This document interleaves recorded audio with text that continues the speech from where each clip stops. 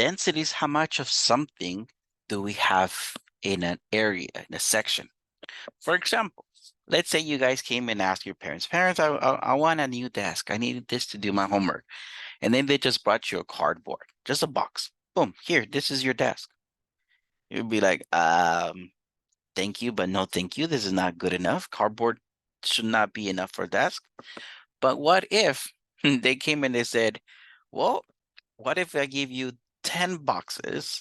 We press them. We have this machine that compresses them. So presses them really, really tight. And with that, we can build you a desk. As a matter of fact, I'll tell you, most desks are cardboard.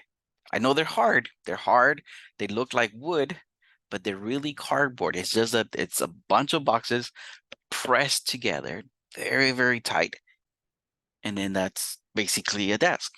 Now, the density is how much cardboard do we have in it?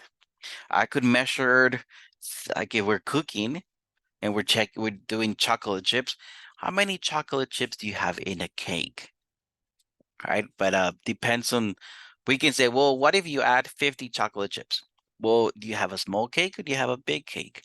So how much do you have in the cake? But the size matters. Or let's take a look better with our examples here. Warren is baking a cake and has mixed 400 mini chocolate chips into the batter.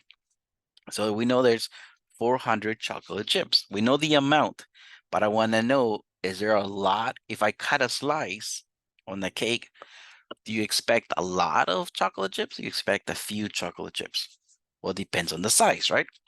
Let's see, Warren pours the batter into a rectangular pan that measures 9 inches by 13 inches. Okay, so I'm thinking there's a pan. So I'm pretty sure the pans have a rectangular shape at the bottom, and it is 9 inches by 13 inches. Let's say let's say that's a rectangle. I put it sideways because of the view. After pour, the batter measures exactly 2.5 inches in height. So imagine that it went up.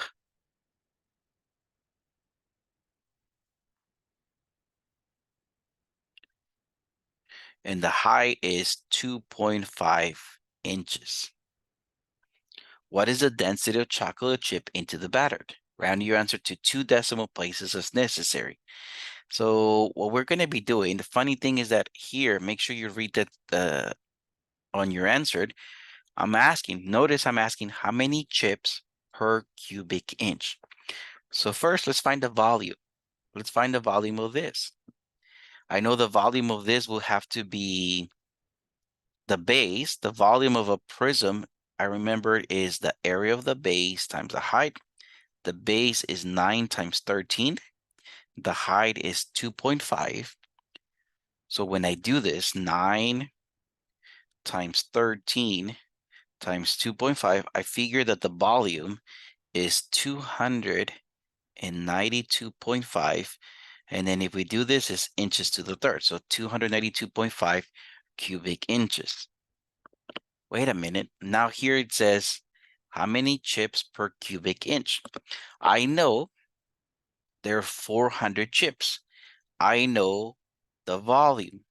So I'm just basically going to go 400 divided by 292.5. And I'm going to leave my answer in 2 decimal places. So I go 400 divided by 292.5, and I'm going to say 1.37. Okay, so what does this mean? If I cut a cake right after it's cut and it's 1 inch by 1 inch by 1 inch, so it's a cubic inch, I expect to find 1.37 chips in it. Okay, now let's take a look at number 26. Suppose you need to pump air into volleyball that is completely deflated. The deflated volleyball weighs 577 grams. After being inflated, the ball weighs 584 grams. So let me just say this real quick. The ball is 577 grams, but the air in it, I'm gonna say is 7 grams. Because after you inflate it, it weighs 584, right? The ball itself, the plastic is 577, add 7 for the air. So that gives us the 584. Now the volleyball has a diameter of 0.22 meters. So I'm thinking, all right, there's the ball. So I'm gonna say the radius is 0.11 because the diameter is 0.22, right? The radius is half of the diameter. So the radius is 0.11. Again, I'm looking at a sphere here. What is the density of air in the ball? Assume that the ball is perfectly spherical. Round your answer to the nearest integer. And the funny thing here, I even say grams divided by cubic meter. So grams per cubic meters. I know that the air is 7 grams. So I know grams. 7 divided by cubic meters. So I need to know what's the volume of the sphere.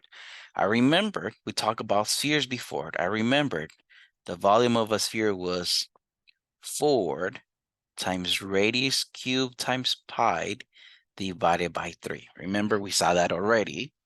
So I'm just going to go 4 times 0.11